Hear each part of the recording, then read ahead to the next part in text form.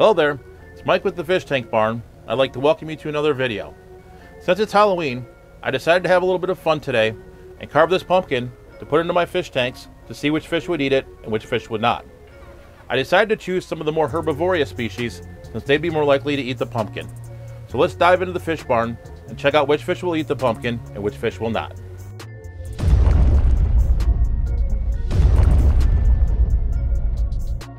So let's run our first test on a fish that I really feel embodies the Halloween spirit, and that's my Berlin black swordtails. With their black bodies and orange fins, I really dare you to find a better fish that represents the Halloween spirit. So now I've placed the pumpkin in the tank, and let's see if they'll eat it.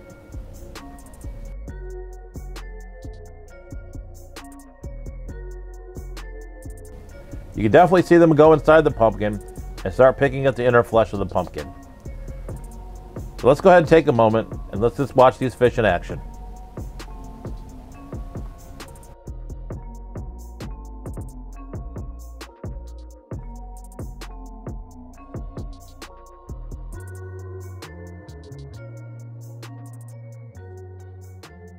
I don't know about you, but I would say that these fish were really down for eating some pumpkin. Let's go completely across the fish spectrum now and try some cichlids. I think we might have a chance with these Tropheus Malorio red morai. Well, the pumpkin's in the tank now, so let's wait and see.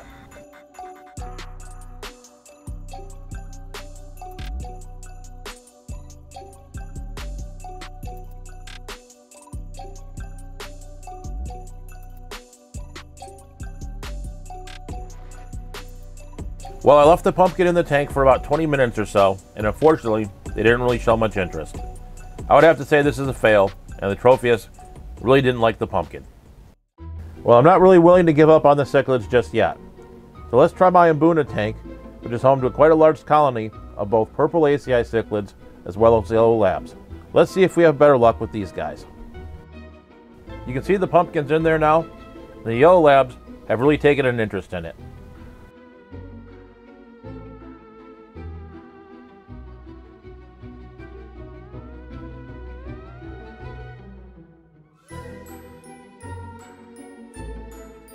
As we go along here, one of them actually knocks it off of the rock that I placed the pumpkin on.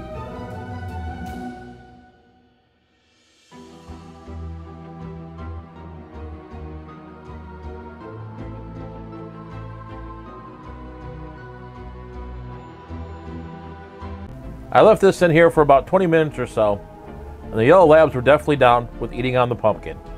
But for some reason, the purple ACI didn't really show much interest.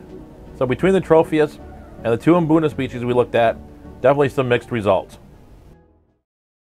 I wanted to test this pumpkin on this 40 breeder as well, because it's home to quite a wide variety of fish. There's some platinum sailfin mollies, a group of Xiphophorus maiae, as well as some bristlenose plecos and Corydorus catfish. I'm pretty interested to see which fish in this tank will eat the pumpkin and which fish will leave it alone. Well, the pumpkin's in there, and as you can see, the mollies went for it pretty quickly. It took a few minutes, but the swordtails quickly followed suit.